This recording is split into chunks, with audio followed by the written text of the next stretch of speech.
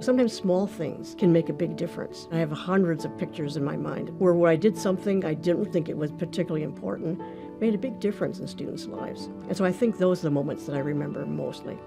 I grew up in Eau Claire, Wisconsin, in the country, in a rural community. My father loved learning, so we grew up going every Saturday to the Carnegie Mellon Library. And I thought everyone sat around Sunday lunches and talked about free love and Spinoza and black holes. When I graduated high school, I went to the University of Wisconsin, Eau Claire, and got a degree in mathematics and chemistry. Then I taught high school at Greenfield High School in Milwaukee. And that's when Sputnik occurred. The United States realized they didn't have people qualified really to go into science and technology. And so they created these fellowships to bring math and science teachers back for more graduate work. And one of them was in mathematics at University of Notre Dame. So I applied there and got accepted and never looked back.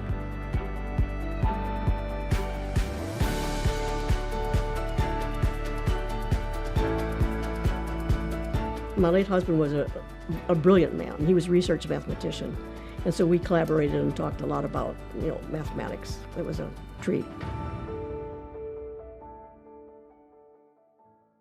When we first started out, my colleagues and I here at Michigan State did a lot of work with high school because we had been high school teachers, but we also were doing work with middle school. And then we realized that middle school really is the kind of a critical point in students' careers. So we felt that we could make a bigger difference there that would last longer. Well, part of our work here for the last 30 years has been working on creating a mathematics curriculum for middle school called the Connected Mathematics Project. It's widely used. It's probably one of the oldest existing curriculums. In our work, we present open problems that are challenged, and so it allows students to come in with various pathways.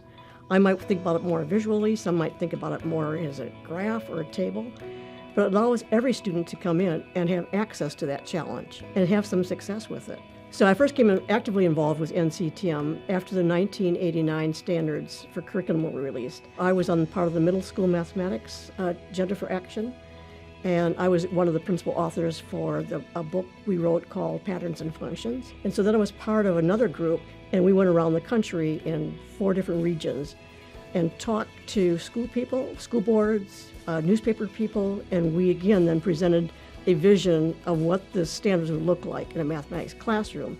I think it's important because being part of a bigger organization and getting away from your environment and talking to others, it just renews your energy and your vision and keeps you going. We're working with teachers continually, we're listening to students, so NCTM is my family.